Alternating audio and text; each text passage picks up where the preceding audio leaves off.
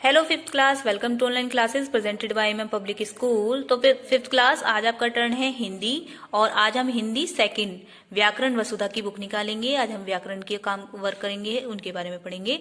ठीक है बच्चों, तो निकालिए अपनी व्याकरण वसुधा की बुक। बच्चों पेज नंबर 38 निकालेंगे और आज जो हमारा अध्याय है वो है 8 और हमारे अध्याय का नाम है सर्वनाम, जिसे हम इंग्लिश में बोलते हैं प्रोनाउन। ठीक है बच्चों, तो देखो यहाँ पर एक चित्र दिया गया है, उसको ध्यानपूर्वक देखना है और उसको पढ़ना है। ठीक है, तो चलिए शुरू करते हैं।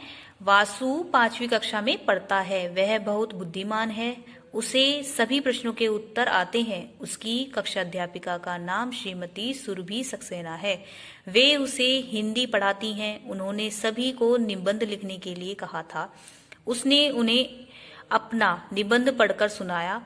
उन्होंने उसकी बहुत प्रशंसा की। आपने देखा ऊपर दिए गए गद्यांश में मोटे छपे शब्द वासु तथा उसकी कक्षा अध्यापिका के प्रयुक्त किए गए संज्ञा शब्द वासु तथा सुरभि सक्सेना का प्रयोग बार बार ना करना पड़े, इसलिए वह, उसे, उसकी, वे, उन्होंने, उन्हें, अपना आदि शब्दों का प्रयोग किया गया है।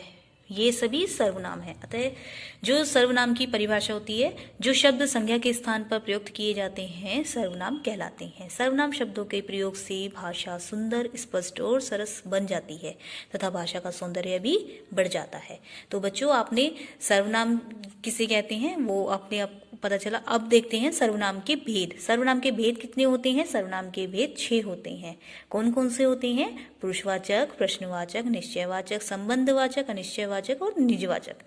ठीक है बच्चों, तो सबसे पहले हम पढ़ते हैं पुरुषवाचक सर्वनाम। पुरुषवाचक सर्वनाम क्या होते हैं? जिन सर्वनामों का प्रयोग बोलने वाले, सुनने वाले तथा अन्य व्यक्ति के लिए किया जाता है, वे पुरुषवाचक सर्वनाम कहलाते हैं। जैसे कि मैं खेलने जा रहा हूँ, तुम सोने के लिए जाओ, वह दिल्ली जा रहा है।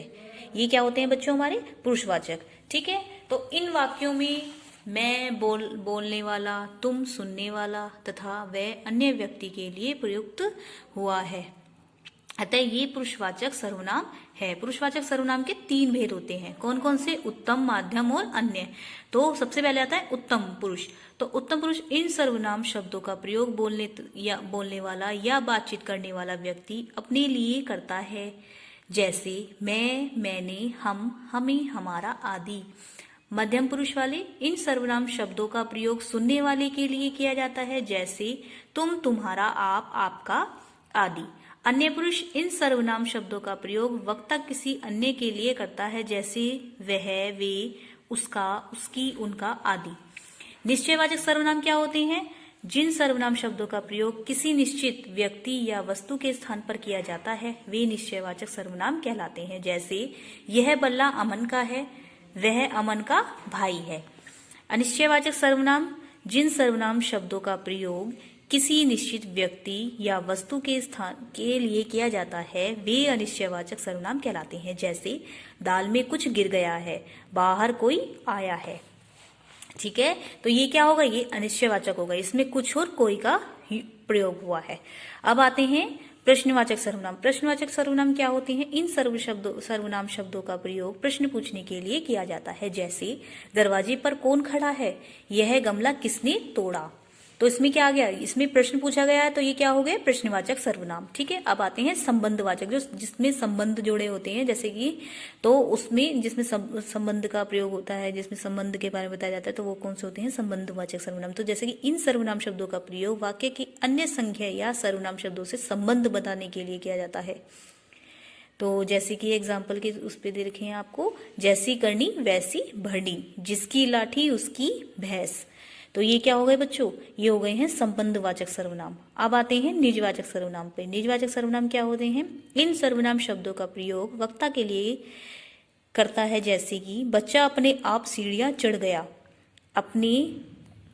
मैंने अपना गृह कार्य स्वयं किया। तो ये क्या हो गई? ये हमारे निजवाचक, ये हमारी निजी बातें हो गई। तो इसमें निजवाचक का प्रयोग हुआ है, तो ये कौन से हो गए? निजवाचक सर्वनाम। तो बच्चों, आपने सर्वनाम के भेद कितने होते हैं और कौन कौन से होते हैं ये जाने हैं। बच्चों नेक्स्ट पेज ओपन करेंगे। अब जानते हैं सर्वनाम शब्दों के वचन।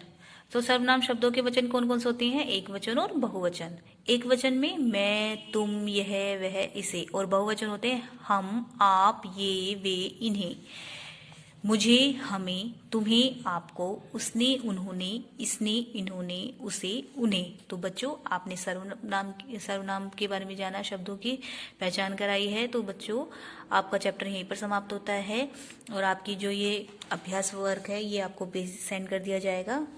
ठीक है बच्चों, तो बच्चों मिलते हैं नेक्स्ट क्लास में नेक्स्ट वीडियो के साथ। Thank you.